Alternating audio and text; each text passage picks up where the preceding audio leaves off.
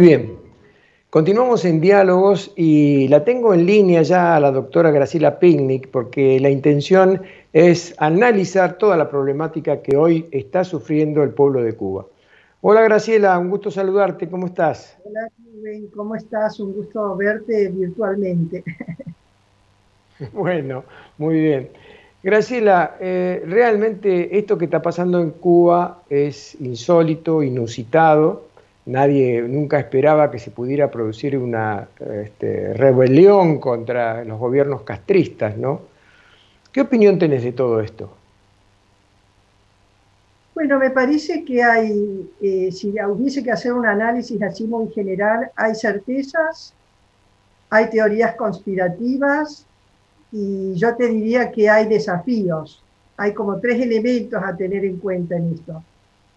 Si vamos por las certezas, y bueno, ¿qué provoca esta crisis inusitada por sus características? Si bien hubo algunas otras en algún otro momento, con esta virulencia y esta modalidad tan especial. Y bueno, yo diría que ahí, entre esas certezas, está la crisis económica profunda, la crisis sanitaria que realmente ha afectado muchísimo por el COVID.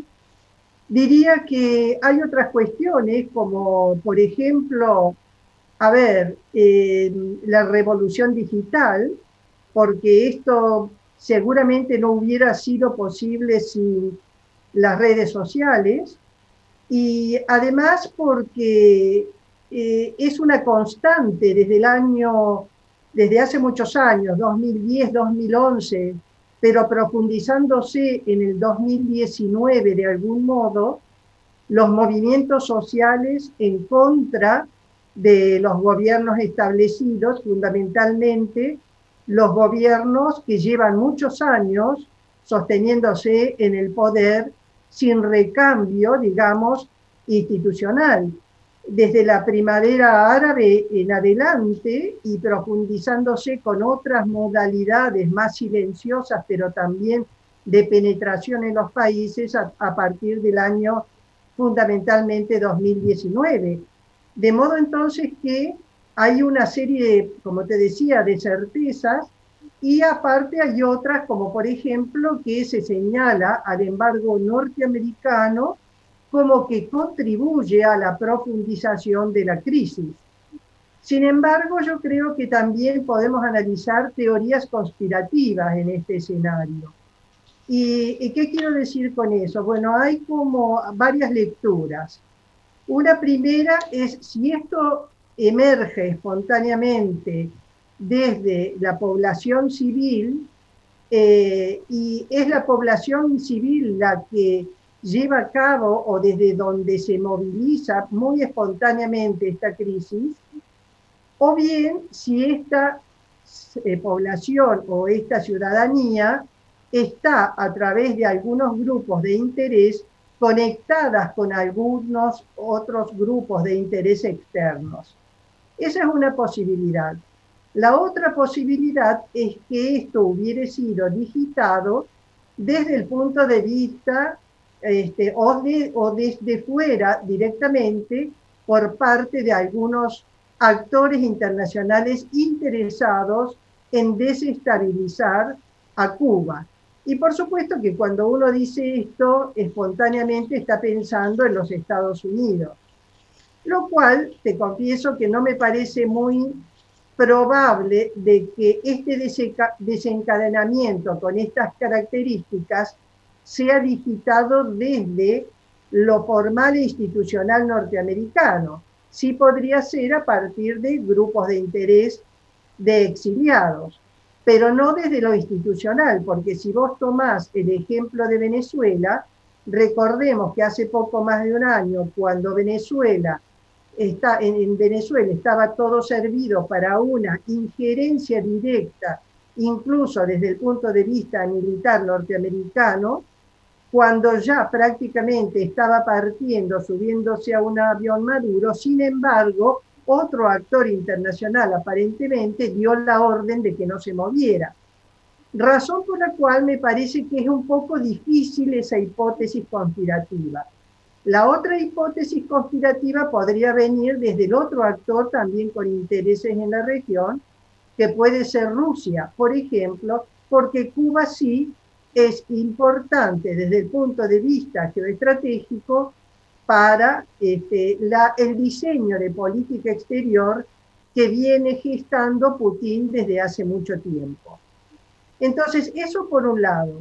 Y por el otro, me parece que sí, hay muchos desafíos en el sentido de que esto no puede concluir, o sí puede concluir estrictamente, a partir de qué elementos. Hay una certeza que es la represión que ejerce el gobierno sobre la población civil.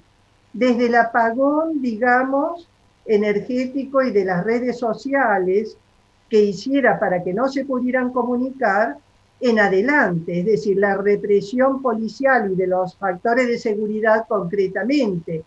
Es decir, entonces, que el gobierno está decidido a reprimir a cualquier precio y a costa de lo que fuere, si no su propio presidente no hubiera llamado a la ciudadanía que él considera la revolucionaria cubana a dirigirse a las calles y reprimir independientemente de las fuerzas de seguridad. Razón por la cual esa es una certeza muy fuerte. Ahora bien, yo decía que también hay desafíos. ¿Cuáles son los desafíos? Los desafíos son, ¿esto termina o va a continuar? A mí me parece que en todo caso es un proceso. Esto ya se desencadenó y con mucha fuerza. Luce como proceso revolucionario interno. ¿Qué continuidad va a tener? Y yo creería que va a tener continuidad clandestina, muy clandestinamente, porque el gobierno está decidido a lo que fuere con tal de sofocarnos. Después hay otros dos desafíos que me parecen muy Está importantes. bien.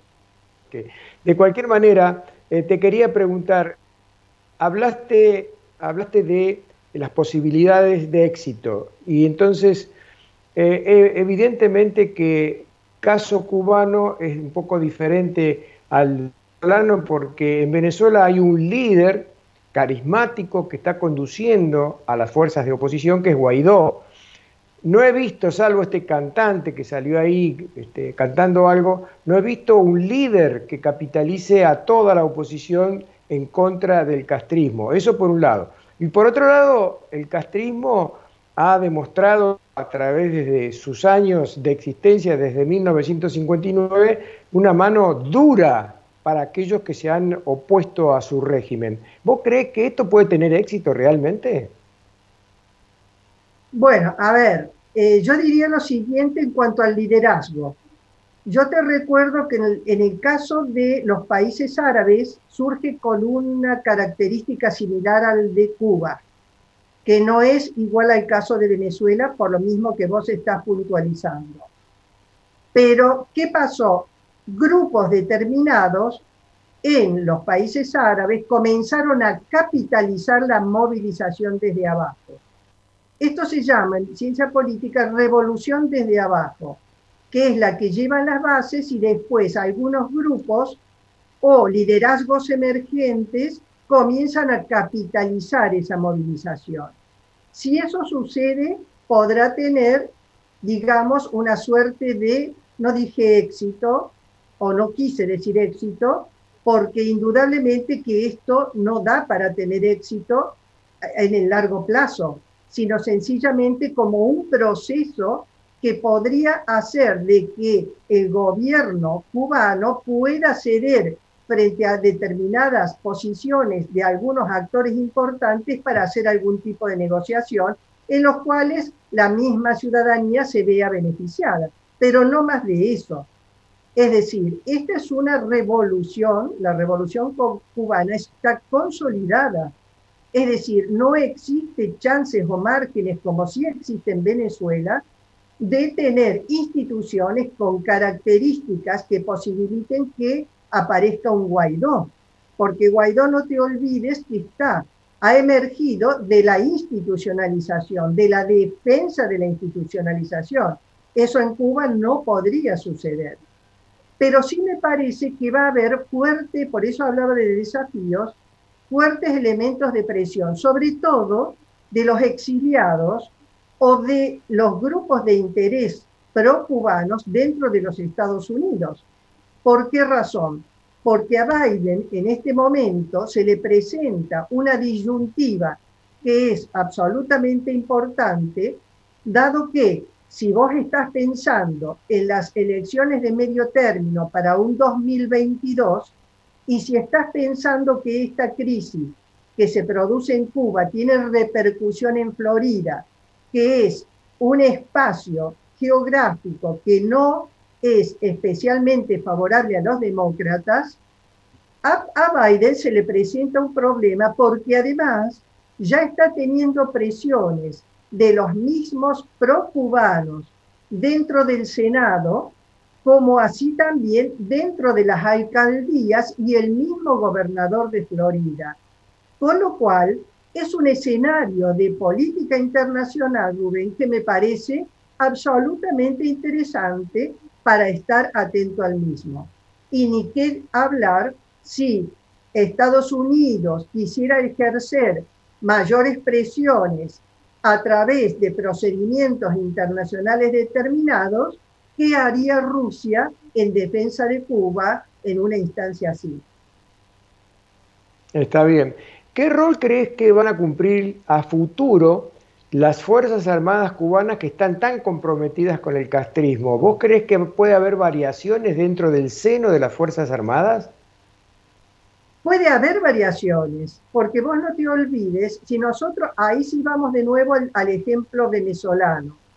En el ejemplo venezolano, las Fuerzas Armadas están muy comprometidas con el crimen organizado. Entonces, habrá que analizar qué grado de cooptación ha tenido el gobierno de los Castros respecto de las Fuerzas Armadas a los efectos de lograr apoyos incondicionales para generar respuesta.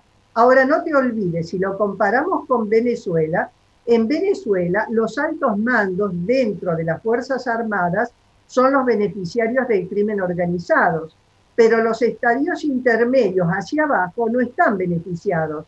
Esos podrían llegar a ser los más propicios de ser, digamos, cooptados por las fuerzas revolucionarias de la población. Es decir, en Cuba podría llegar a suceder algo similar. Es decir, las cúpulas, lo más probable es que, salvo muy fuerte presión internacional, respondan al movimiento procastrista. Pero seguramente los de estadios intermedios a inferiores se van a ver reconocidos en la demanda del pueblo. Está bien.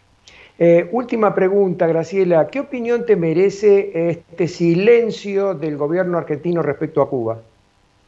Yo creo que el gobierno argentino, en ese sentido, es absolutamente coherente consigo mismo. ¿Por qué razón? Porque desde que ha asumido este gobierno ha tratado de diferenciarse del gobierno de la gestión anterior, pero además ideológicamente es distinto, razón por la cual, por más que el presidente piense contrario a lo que dice, debe responder a quienes a él lo han puesto en el poder. Razón por la cual creo que desde el punto de vista de lo que de él se espera en cuestiones de política exterior, va a seguir siendo coherente, guardar silencio cuando no quiera decir cosas que son absolutamente evidentes, o bien decir cosas que fueren coherentes con aquellos que lo han posicionado en el poder. No se puede esperar otra cosa, más allá de que uno pueda estar en favor o en contra de esas, digamos, toma de posiciones. Pero esa es la realidad. En este momento es coherente consigo mismo. Lo hemos visto con el Grupo de Lima, lo vimos con el tema de Nicaragua, lo vemos ahora con lo que dijo respecto a Venezuela, respecto a Cuba, que algo se dijo, no mucho, pero algo se dijo, pero indudablemente todo es coherente con respecto a lo que del gobierno se espera. No creo que vaya a modificar sus posiciones en absoluto.